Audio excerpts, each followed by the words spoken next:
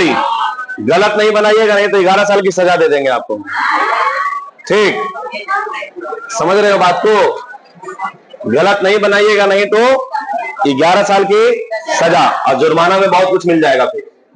चलिए, पहला सवाल आपके सामने है और इस सवाल में ये यहां पे होड़ मत मचाना कि सबसे पहले कौन जवाब देगा। ठीक है बालक, सबसे पहले कौन सवाल का जवाब देगा, होड़ मत मचाइएगा, एकदम आसानी से सवाल कीजिएगा। सबसे पहला सवाल है, मनुष्य में गुणसूत्र की संख्या कितनी होती है? 46। इसमें से बताइए मनुष्य में कौन कौन होगा? 44 plus X, 44 plus X Y, 46 plus X Y, 46 plus X X. अब आप कंफ्यूज हो गए कि यहाँ पे मनुष्य में तो नर और मादा दोनों आते हैं सर, नर का कि मादा का? ये गड़बड़ है ना। आप लोग सवाल का जवाब कैसे दे दिए फिर? जोश जोश में आके कुछ भी समझ गए? अगर इस सवाल में मादा पूछता तब आंसर क्या होता? मादा पूछता तब आंसर क्या होता? X x. ABCD कौन? C B। 44 plus X x ये जो है मेल को, नर को बता रहा है, और 44 प्लस एक्स एक्स जो है वो मादा को। 44 45 46, 44 45 46। नहीं आया समझ तो बताइए ये किसको बताया? नर। और ये किसको बताया? क्लियर है? हाँ, किसी भी सवाल का जवाब जो है ठंडा दिमाग से दीजिए, समझ गए? एक्साइटेड होकर दीजिएगा, वो गलत हो जाएगा, फिर आप माथा पीटते रह जाइएगा। ओ माय गॉड, ये क्या हुआ, कब हुआ, क्यों हुआ, कैसे हुआ? बताइए। सवाल, सर्टोली कोशिका कहां पाए जाते हैं? यकृत में, अंडाशय में, हृदय में, शुक्रजनक नलिका में? पक्का? शुक्रजनक नलिका। बताइए, यकृत में थोड़ी पाया जाएगा, ये अंडाशय महिला में होता है, हृदय तो दोनों होता है, लेकिन हृदय का काम है धड़काना, सर्टोली सेल का काम है शुक्राणु को पोषण देना। क्लियर है बालक? आइए अगला बताइए, पुरुष जनन तंत्र शरीर के किस भाग में अवस्थित होते हैं? श्रेणी क्षेत्र, कवच क्षेत्र, उदर क्षेत्र, इनमें से कोई नहीं। बताइए, श्रेणी क्षेत्र यानी कि पेल्विक रीजन, कवच क्षेत्र यानी कि फेफड़ा वाला रीजन, उदर क्षेत्र यानी कि ये वाला रीजन, और इनमें से कोई नहीं। बताइए, आंसर इज श्रेणी क्षेत्र, पेल्विक रीजन। पेल्विक रीजन में जो है वो जो है जनन अंग या जनन तंत्र उपस्थित होता है, चाहे नर का हो या मादा का हो। कौन सा क्षेत्र? श्रेणी क्षेत्र। याद रहेगा, एकदम भूलिएगा नहीं। ठीक है बालक? चलिए, आप लोग सब 11 साल की सजा के लिए तैयार हो रहे हैं धीरे धीरे। आइए आगे बताइए, शुक्राणु जनन की प्रक्रिया में शुक्राणु का उत्पत्ति कहां से होता है? शुक्राणु जनन की प्रक्रिया में शुक्राणु की उत्पत्ति कहां से होता है? शुक्रजनक नलिका में, शुक्राणु सहायक नलिका में, रक्त वाहिनियों में, ए और बी दोनों में। ए और बी दोनों में। आप लोग क्यों गलत काम कर देते हैं, कभी कभी हमको समझ में नहीं आता है। शुक्राणु सहायक नलिका में क्यों होगा शुक्राणु का निर्माण? शुक्राणु सहायक नलिका में शुक्राणु का निर्माण क्यों होगा? फिर शुक्राणु जनक नलिका क्यों पढ़े आप? अभी शुक्राणु जनक नलिका पढ़े ना जी। सर्टोली सेल होता है, जननी गुप्त कला होता है, और इसी में शुक्राणु का निर्माण होता है। तो ये सहायक नलिका कहां से आ गया? सहायक समझते हो क्या होता है? इपिडिडाइमिस है, वासा फ्रेंसिया, वास डिफरेंस, इसमें शुक्राणु बनता है क्या? तो फिर कुछ भी यही सवाल का जवाब दोगे, टेस्ट में गलत होगा और फिर माथा पीटोगे। ओ माय गॉड, ये क्या हुआ, क्यों हुआ, कैसे हुआ, कब हुआ, किसने जाना? वो का लोग आइए इधर। आया समाज? सहायक नलिका का कोई यहां पर मतलब ही नहीं है। निर्माण हो रहा है, निर्माण कहां होता है?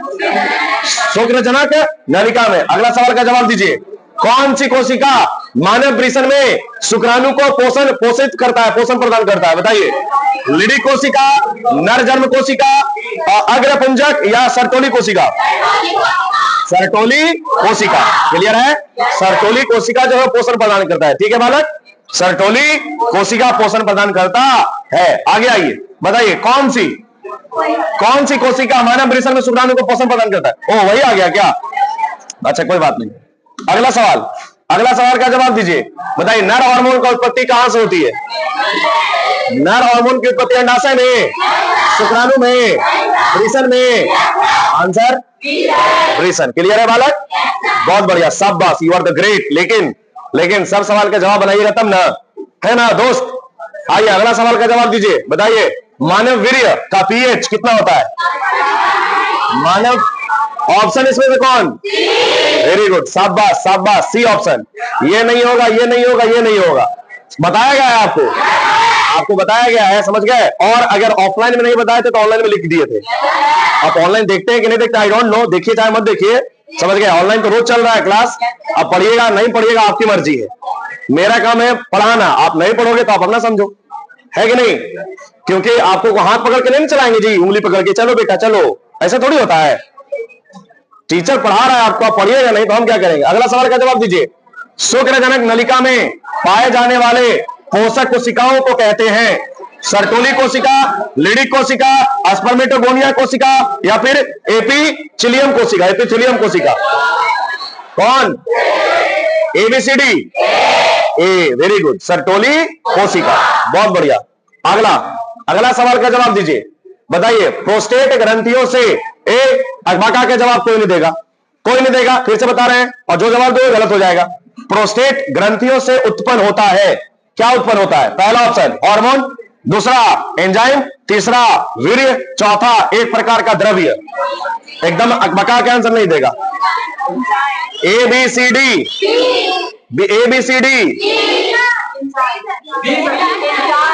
चलिए आइए, खत्म। एंजाइम तो वीर्य भी तो होता है, तो फिर ये भी आंसर हो गया, भी हो गया, तो फिर कैसे, तो कंफ्यूज हो जाओगे। इसका आंसर हुआ एक प्रकार का द्रव्य जो वीर्य का 30% भाग बनाता है। समझ गए? फिर से बोले, जोश जोश में आके गलत आंसर नहीं देना है, समझ गए? एक प्रकार का द्रव्य जो वीर्य का कितना प्रतिशत, इसमें प्रोफाइब्रिनोलाइसिन एंजाइम भी पाया जाता है। समझ रहे बालक? चलिए अगला सवाल, रेडी? अगला सवाल, चलिए बताइए, निम्नलिखित में से कौन सा प्राथमिक जनन अंग है? बताइए, scrotum, penis, Bryson, prostate. Answer is Bryson. नर में या मादा में? नर में या मादा में? पक्का? Very good. अगला सवाल का जवाब दीजिए। नेक्स्ट, अंड को भेदने के लिए, यानी कि अंडाणु को भेदने से पूर्व शुक्राणु की तैयारी क्या कहलाती है? शुक्राणु की तैयारी क्या कहलाती है? स्पर्मेशन, काइसन, इंसेमिनेशन, कैपेसिटेशन। आंसर बताइए, कैपेसिटेशन कहां होता है, नर में कि मादा में? नर में कि मादा में? कुछ भी? अच्छा, तो नर में निषेचन होगा? जब कैपेसिटेशन नर में होगा तो निषेचन भी तो नर में होगा। कल से नर लोग, तुम लोग बच्चा पैदा करेगा रे। अब लड़कियां चाहवे कर रही है कि नर बच्चा पैदा करे, तब क्या करें हम? आइए अगला सवाल का जवाब दीजिए, बताइए कौन अमर है? ये सवाल बहुत बढ़िया है, ये सवाल बहुत बढ़िया है। सवाल क्या है? कौन? जनन कोशिकाएं, यकृत कोशिकाएं, वृक्क कोशिकाएं, तंत्रिका कोशिकाएं। बताइए, ये यकृत क्या है? जननिक कोशिका से बना हुआ है, कायिक कोशिका से बना हुआ है? कायिक या जननिक? कायिक। ये वृक्क, किडनी, कायिक या जननिक? कायिक। तंत्रिका कोशिका? कायिक। तो अगले पीढ़ी में कौन जाएगा? फिर अगले पीढ़ी में, फिर अगले पीढ़ी में, तो ये जननिक पीढ़ी दर पीढ़ी बढ़ते रहेगा क्या? अमर कौन? क्लियर?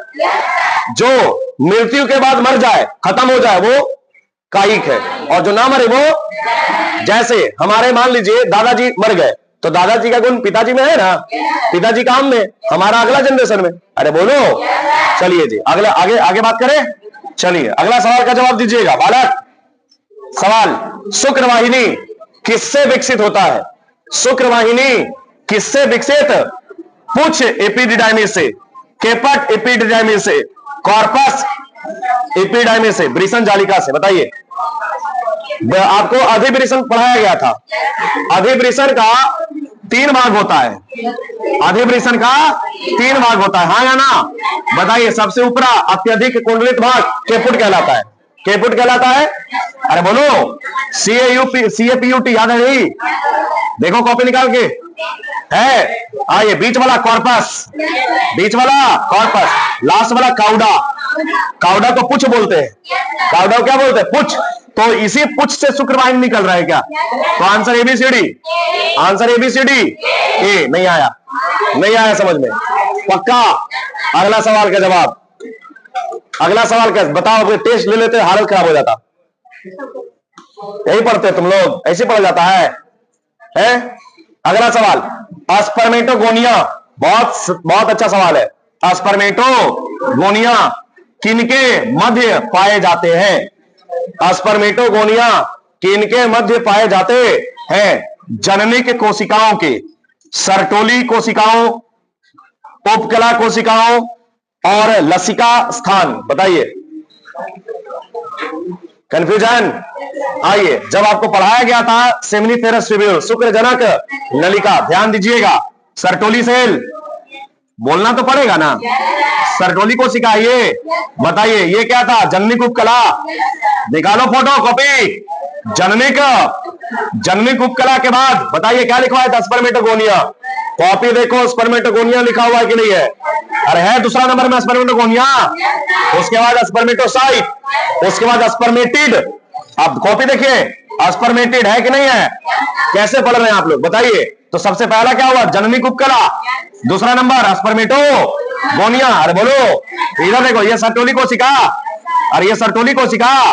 तो सर्टोली कोशिका के बीच में क्या पाया जा रहा है? स्पर्मेटोगोनिया। किसके बीच में? सर्टोली कोशिका। ये जो कौन से दिख रहा है ये सब क्या है? सर्टोली कोशिका। और ये दो सर्टोली कोशिका के बीच में जननिक उपकला नहीं है जी। जननिक उपकला से स्पर्मेटोगोनिया नहीं बनेगा जी, और स्पर्मेटोगोनिया से स्पर्मेटोसाइट नहीं बनेगा जी, और स्पर्मेटोसाइट से स्पर्म नहीं बनेगा। बनेगा कि नहीं बनेगा? फोटो छापने से पढ़ाई थोड़ी होता है। फोटो छापने से पढ़ाई होने लगे तो कोई बात ही नहीं है। पढ़ाई कॉन्सेप्ट से होता है। Answer Sertoli. सवाल, सर्टोली कोशिका किसके बीच उपस्थित है? यही पे सवाल हम पूछ दिए, सर्टोली कोशिका किसके बीच उपस्थित है? जननिक उपकला। अरे बोलो, अरे जननिक कोशिका है इसमें। आंसर समझ में आया? तो दोनों में उलट जाएगा आंसर। अगर बीच वाला पूछेगा, ये वाला भाग पूछ रहा है तो सर्टोली से, सर्टोली पूछ रहा है तो ये वाला भाग। नहीं आया, दिमाग लगाओ। अरे बोलो, तो टोटल कितना क्वेश्चन किए? 15। कुछ समझ में आया? एक बार फिर से रिपीट कर दे क्या? चलिए आइए, शुरू से रिपीट कर देते फटाक से एकदम। बताइए, मनुष्य में गुणसूत्र नर और मादा में अलग अलग। नर में, सॉरी, नर में XY, मादा में। क्लियर है? बताइए, सर्टोली कोशिका कहां पाई जाती है? शुक्रजनक नलिका में। बताइए, मनुष्य का जनन तंत्र कहां होता है? श्रेणी क्षेत्र में। बताइए, शुक्रजनक नलिका क्रियाओं शुक्राणु को कहां उत्पत्ति होता है? शुक्रजनक नलिका। आगे बताइए, कौन सी कोशिका मानव परिसर में शुक्राणु को पोषित देता है? सर्टोली कोशिका। कौन सी कोशिका? यही वाला था। चलिए आइए, बताइए, नर हार्मोन की उत्पत्ति कहां से होती है? परिसर से होती है। Very good. बताइए, मानव ब्रिय का पीएच कितना? 7.3 से 7.5। बताइए, शुक्रजनक नलिका में पाए जाने वाले पोषक कोशिकाओं को क्या कहते हैं? सर्टोली कोशिका। सर्टोली कोशिका। प्रोस्टेट ग्रंथि में उत्पन्न हार्मोन क्या कहलाता है? एक प्रकार का द्रव्य, एक प्रकार का द्रव्य। निम्नलिखित में कौन सा प्राथमिक जनन अंग है? वृषण। बताइए, अंड को भेदने के लिए शुक्राणु की तैयारी क्या कहलाती है? कैपिसिटेशन नर या मादा में? मादा में। कौन नंबर है? जननिक या कायिक? जननिक या कायिक? A option. बताइए अगला, शुक्रवाहिनी किससे विकसित होता है? कुछ एपिडर्मिस से। बताइए, स्पर्मेटोगोनिया किसके मध्य पाई जाती है? क्लियर? ठीक समझ में आया कुछ? पक्का?